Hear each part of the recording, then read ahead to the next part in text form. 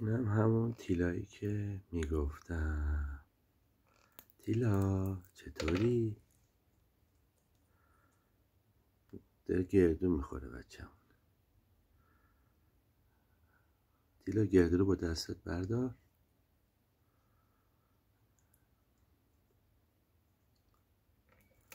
گردو رو با دستت بردار.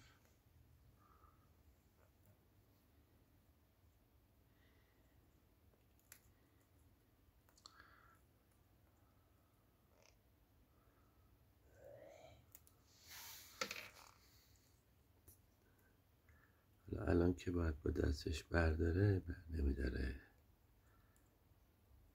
میبینی چه بچه تخصیه؟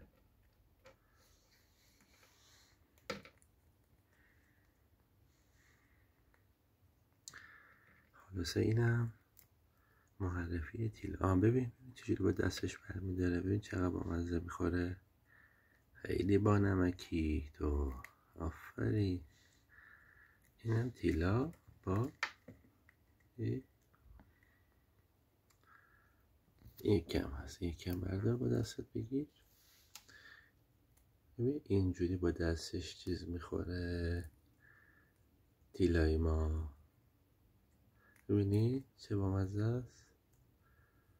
والا انقدر شیرین کاری داره. میذارم براتون یکی یکی ببینید.